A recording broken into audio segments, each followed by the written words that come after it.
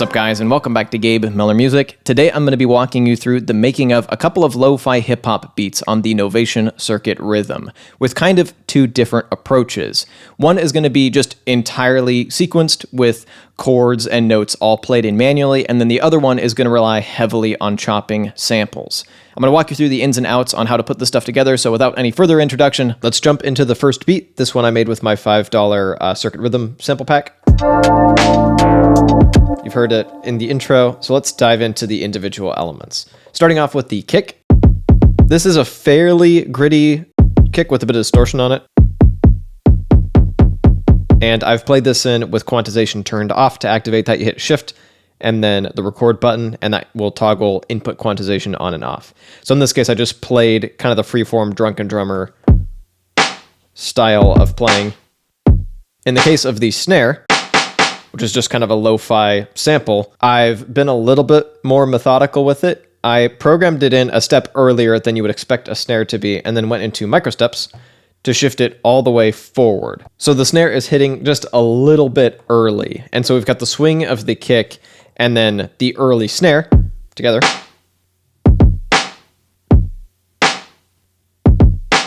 For a somewhat lopsided groove. That lopsided groove is taken a whole lot farther with what's going on with the hi-hats. So this is using sample flip. Let me get rid of the delay real quick. I've got some highs cut, and then I've got a ping-ponging delay on all these hi-hats.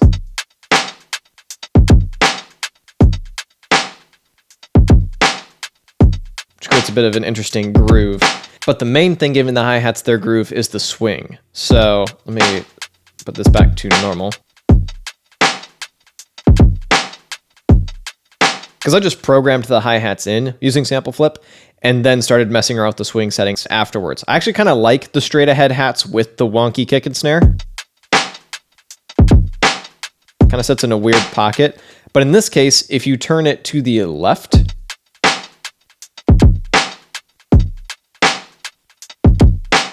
it gives you a swing that makes everything feel like it's hitting a little bit early. It's kind of rushed in a weird sort of way. Whereas if you shift it forward, gives you that triplet swing. Up next, chords. So these chords are all one-shots. I loaded them into this pack so that you could switch between different samples to build up a progression. You could also just load in a chord progression sample and then chop it up using the sample chopping. We're going to get into sample chopping in a little bit. And I've got quite a bit of reverb and, once again, ping-ponging delay. So here's without. Let me just let this track play. Some reverb. Here it makes for a much wider sound. Brings it to life quite a bit.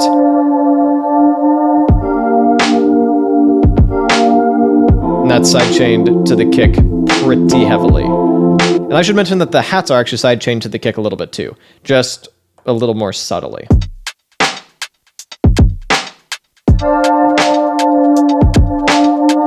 So that's the foundation of the groove we've got going on here.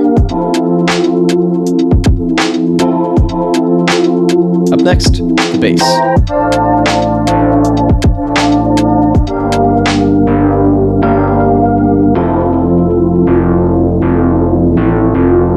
This is sampled from an analog synth. starts to break apart a little bit the lower it gets. But hanging out in this range, it works quite nicely. I don't think I had to do much to the sample to get it to work. Just sidechained it to the kick. Pretty heavily. And it's pretty much just following what the chord progression's doing with a little bit of extra rhythmic flair. And to be honest, most of those extra notes are to get around the fact that the sample ends a little bit sooner than I'd want it to. But when played like this, that's not a bug, that's a feature. The sample never ends prematurely because it's always re-triggering.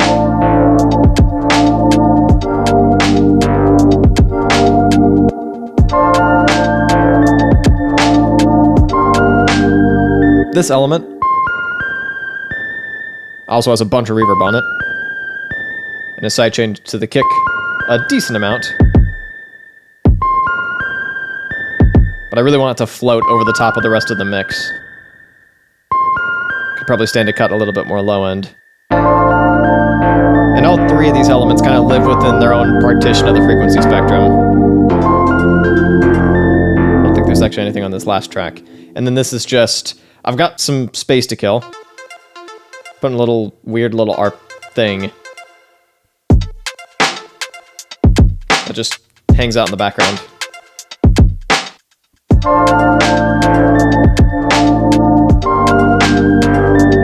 It's almost like a second hi-hat in a sort of way. From here, if I want to take this even farther, I could activate the grid effects.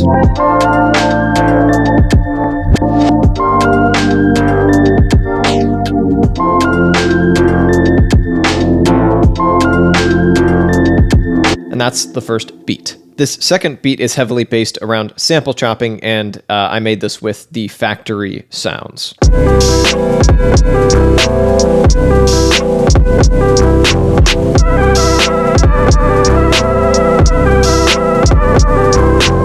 So let's jump into the individual elements. In this case, got an even more distorted kick. And pretty much all the drums just played in by me manually with quantized turned off.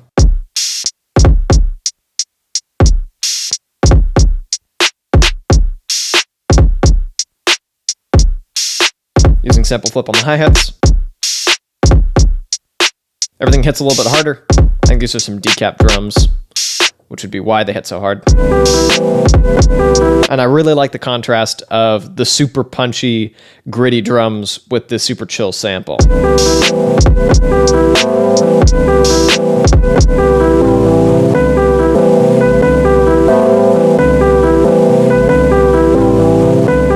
Let me show you what the sample was like originally. So I've pulled up a blank project. Once again, this is from the factory pack, so you can do this yourself if you want to. From here, I go into Slice and expand my notes, and now I can chop it up manually.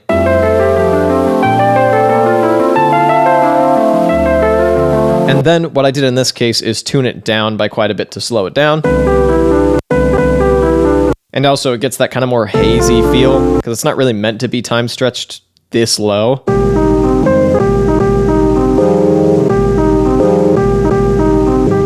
So that becomes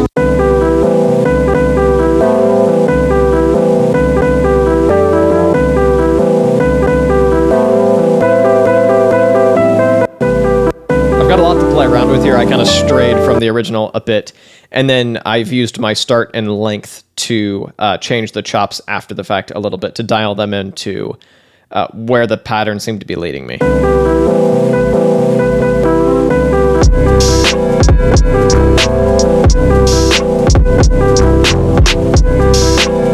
So I've tried to keep it pretty simple in terms of what the actual chop is doing.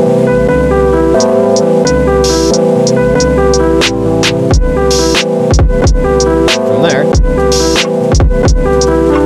we've got some very subtle little percussion. And I've got the same ping-ponging delay on this percussion track. And this weird little percussion thing hits just a little bit before the snare.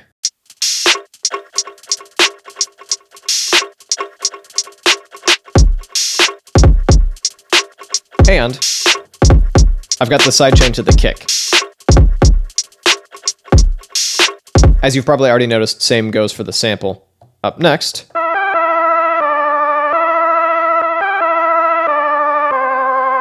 this little melody element. Fairly simple, bunch of reverb on it, sidechained to the kick. Once again, kind of floating over the top of the mix. It's a pretty similar setup for both of these beats, really, even though they have different foundations. And finally, bass.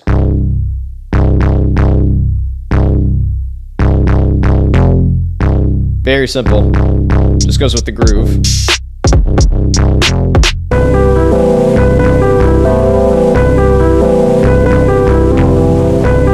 Just following what the sample's doing, holding down that low end, providing a bit of punch, and I've definitely had to heavily sidechain this to the kick so the low end of the kick and the bass don't fight. They do a little bit. That's working for me. And this is actually not a factory sample. This is something I sampled into my Circuit Rhythm with my Arturia Microfreak. Just designed a bass pluck thing. Sampled it in here. Ended up being a really nice little bass.